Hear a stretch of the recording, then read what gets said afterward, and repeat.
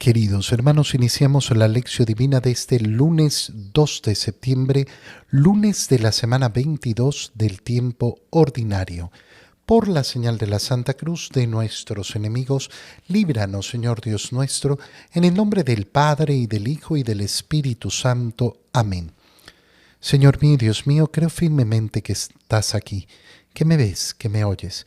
Te adoro con profunda reverencia, te pido perdón de mis pecados y gracia para hacer con fruto este tiempo de lección divina. Madre mía Inmaculada, San José, mi Padre y Señor, Ángel de mi guarda, interceded por mí. Continuamos en este día lunes la lectura de la primera carta de San Pablo a los Corintios que hemos iniciado la semana pasada. Leemos el capítulo 2, versículos 1 al 5.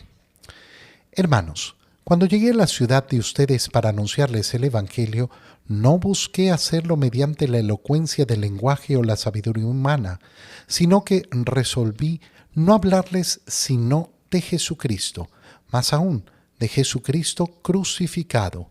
Me presenté ante ustedes débil y temblando de miedo. Cuando les hablé y les prediqué el Evangelio, no quise convencerlos con palabras de hombre sabio. Al contrario, los convencí por medio del Espíritu y del poder de Dios, a fin de que la fe de ustedes dependiera del poder de Dios y no de la sabiduría de los hombres. Palabra de Dios. Recuerda que ya el sábado leíamos cómo San Pablo dice que la predicación del Evangelio no se va a basar en la gran sabiduría, y de hecho los que reciben el don de Dios no son ni los sabios de acuerdo a los criterios de este mundo, ni los poderosos de acuerdo a los criterios de este mundo, sino los humildes. ¿Y por qué? Porque es el corazón humilde, así sea que venga de la gran sabiduría humana, de un gran conocimiento humano, así sea que venga de un gran estado de poder y de riqueza. Es solo el corazón humilde el que es capaz de escuchar la palabra de Dios. Si no partimos de ahí, no partimos de absolutamente nada. No va a ser por la elocuencia de las palabras. Esto es sumamente importante porque ¿cómo convenzo a las personas?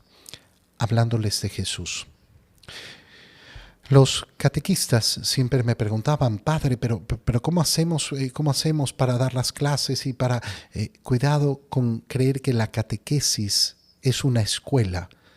Las peores cosas que se pueden hacer en la iglesia es justamente pretender que la evangelización es una escuela. Puede tener elementos en común con una escuela, pero la catequesis no es lo mismo que una escuela. ¿Por qué? Porque el proceso no es simplemente entregar contenidos. El proceso es enamorar a Jesús, de Jesús, a los niños. ¿Y cómo los enamoro de Jesús? Partiendo de mi amor por Él.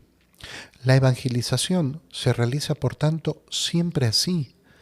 ¿Cómo voy a convencer a las personas? Hablándoles, en primer lugar, de mi relación personal con Jesús, y a partir de ahí hablándoles de el amor de Jesús, hablándoles del amor de Dios, hablándoles efectivamente de esa relación que hay que tener con Él. Dentro de eso entra entonces la doctrina, y se va a transmitir la doctrina para darnos cuenta cuán lógico y cuán profundo es el camino cristiano.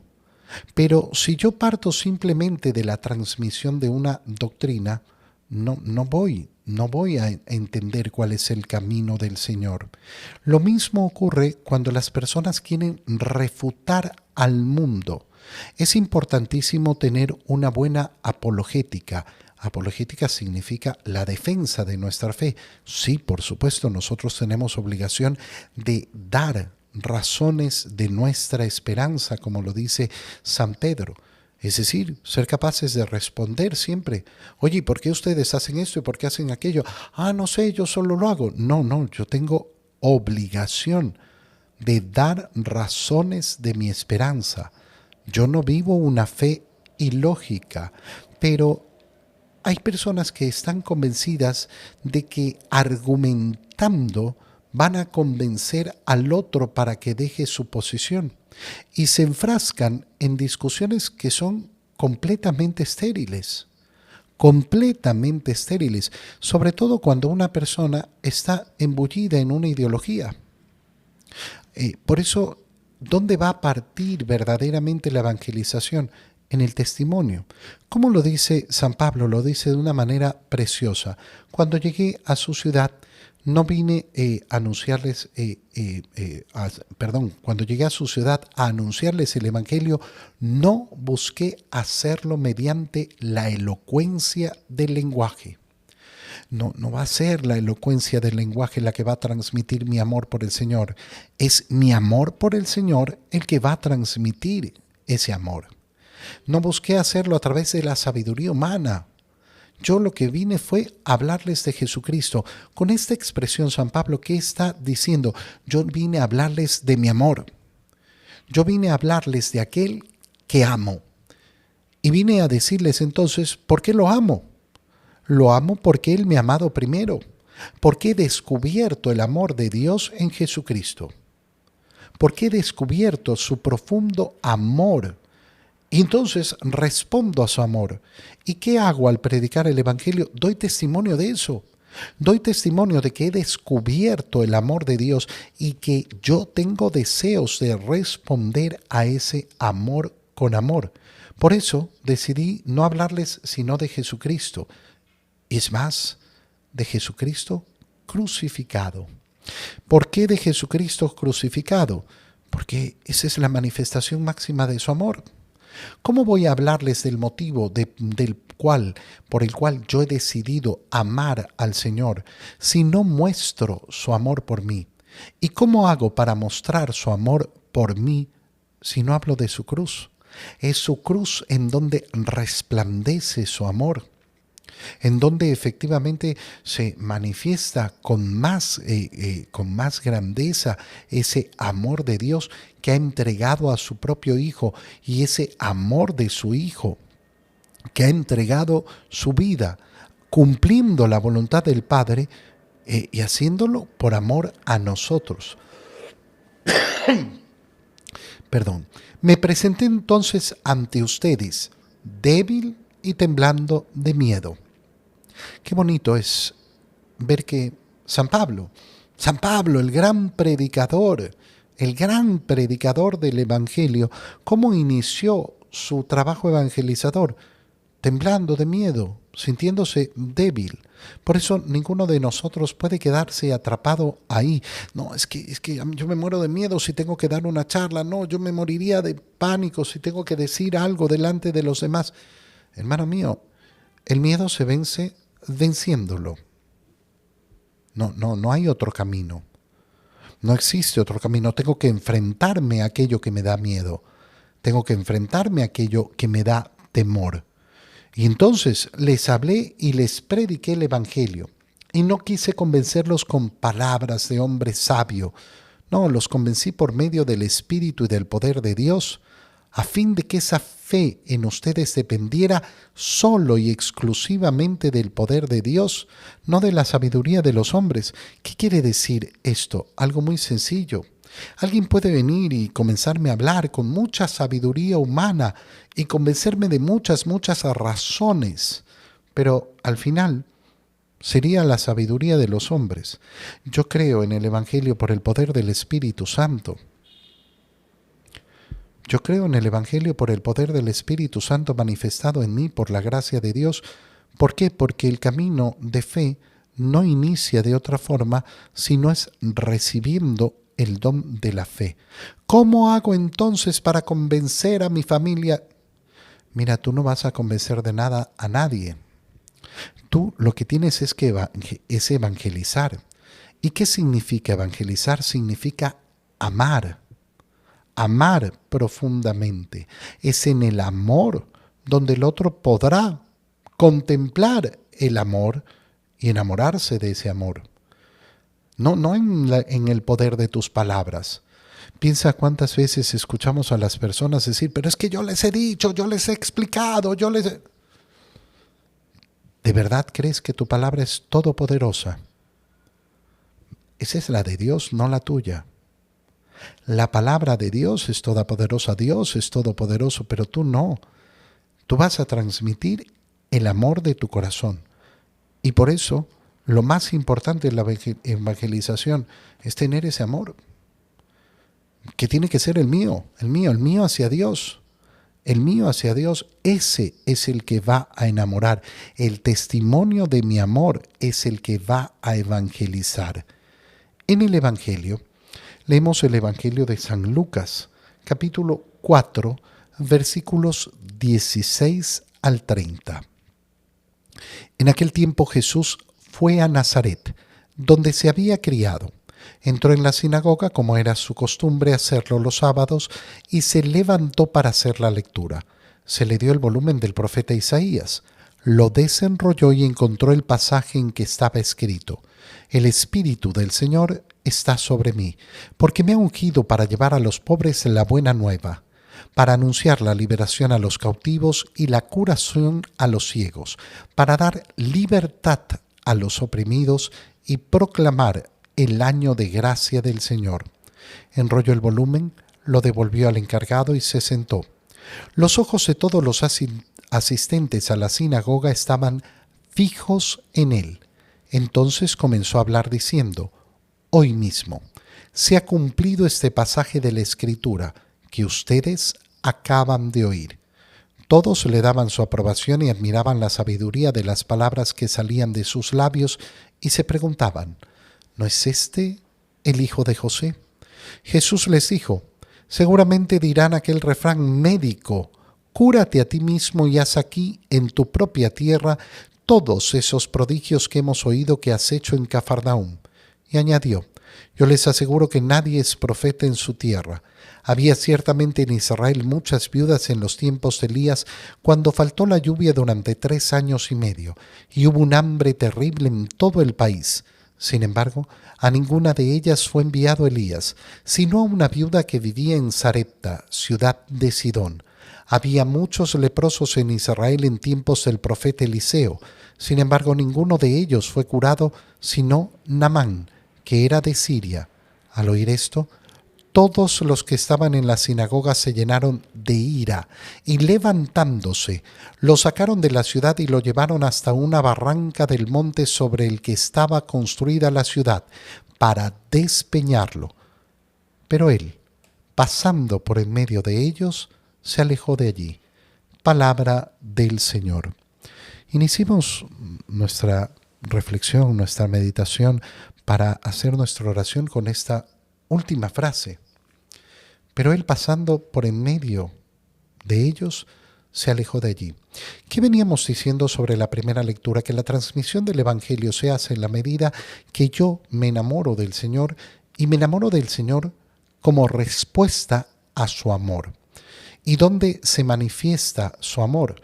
Dice San Pablo: por eso yo he decidido predicar a Jesucristo crucificado. Pues bien, ¿cómo se une esa primera lectura con lo que acabamos de leer? Justamente ver el desenlace que tiene esta escena, que es terrorífica, tremenda, dramática. Jesús es llevado por todos por un tumulto de gente iracunda. ¿Y qué quieren hacer? Quieren matarlo. Querían despeñarlo, tirarlo al abismo. ¿Por qué? Porque no les había gustado lo que habían escuchado. Ni siquiera por una razón de peso. No, simplemente quieren agarrar y despeñarlo, quieren matarlo. Es una ira totalmente irreflexiva. Imagínate el tumulto de gente agarrándolo y lo llevaron hasta arriba. Y uno dice, bueno, ¿cómo va a terminar esto? ¿Cómo va a terminar este dramatismo? Pero él, pasando por en medio de ellos, nada más. Nada más. Y nadie pudo ponerle una mano encima. No, porque nadie le puede quitar la vida a Jesús. Él la ha dado por mí. Y lo veo en esta escena de una manera tremenda. Él ha decidido morir por mí. No es que los soldados lo llevaron, no es que los sumos sacerdotes lo agarraron. No, Él decidió dar su vida por mí. Si hubiera decidido, no le hubiera sucedido. Pero ha permitido que suceda porque ha querido entregar su vida por amor a mí.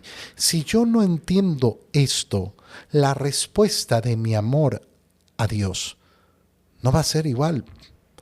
Sí, yo amo a Dios. Sí, pero yo amo a Dios porque soy consciente de su profundo amor por mí, porque mi amor nunca va a poder estar primero que el de Dios.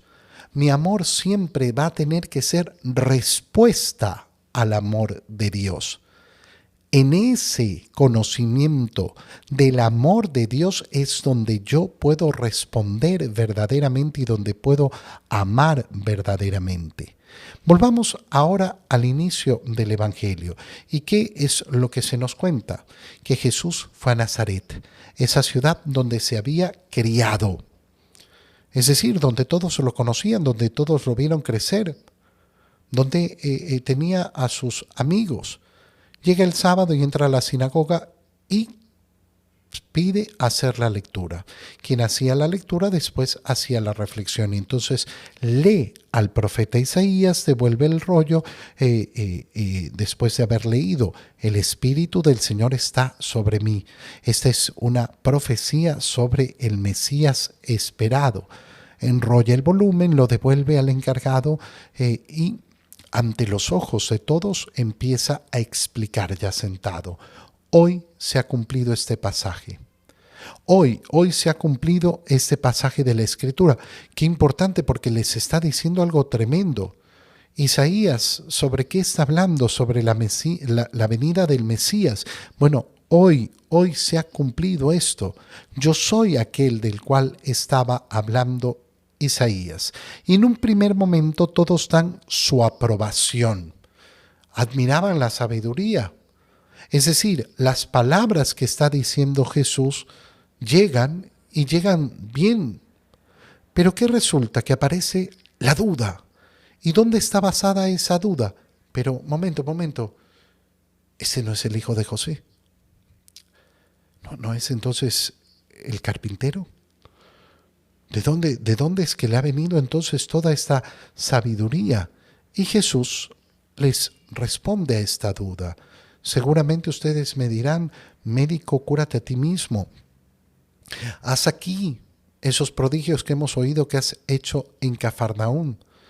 Pero yo les aseguro que nadie es profeta en su tierra. Y después de explicarles por qué, según las Escrituras, nadie es profeta en su tierra, ¿qué sucede? Al oír todos los que estaban en la sinagoga estas palabras, se llenaron de ira. ¿Qué es lo que les produce tanta ira? ¿Por qué? Una ira con deseos de muerte. Porque es una ira tremenda, es una ira, como decía, irracional, absolutamente irracional, porque no les gusta oír las palabras de Jesús, porque no les gusta oír la verdad. Oye, en la primera lectura hemos hablado de esa evangelización que ha realizado San Pablo en la comunidad de Corinto. El Señor está aquí realizando la evangelización en su propia ciudad, en el lugar donde había crecido, en Nazaret. ¿Y qué es lo que hay como respuesta del mundo? Bueno, que no le gustan las palabras del Evangelio, que no le gusta la verdad. Y entonces tenemos que tener claro que tú y yo, que estamos llamados a ser evangelizadores, porque tú y yo estamos llamados a dar testimonio del Evangelio, clamar el Evangelio al mundo. ¿Qué tenemos que esperar? Esta respuesta. La respuesta de que muchos en este mundo van a ponerse iracundos y por eso vemos ese profundo odio a la iglesia de tantos. Profundo odio a la iglesia, como si la iglesia fuera la culpable de todos sus males, como si la iglesia fuera el enemigo más grande que hay que destruir. ¿Y cómo respondemos a eso? Primero, amando. Y amando significa respetar la libertad. ¿No quieres recibir la palabra del Señor? Nadie te puede obligar. Nadie te puede obligar. ¿Qué te voy a dar yo? El testimonio de mi amor por el Señor que nace en el conocimiento de su amor por mí. Te doy gracias, Dios mío, por los buenos propósitos, afectos e inspiraciones que me has comunicado en este tiempo de lección divina. Te pido ayuda para ponerlos por obra. Madre mía Inmaculada, San José, mi Padre y Señor, Ángel de mi guarda, interceded por mí. María, Madre de la Iglesia, ruega por nosotros. Queridos hermanos, que el Señor los bendiga y los cuide. En el nombre del Padre, y del Hijo, y del Espíritu Santo. Amén. Un muy feliz día para todos.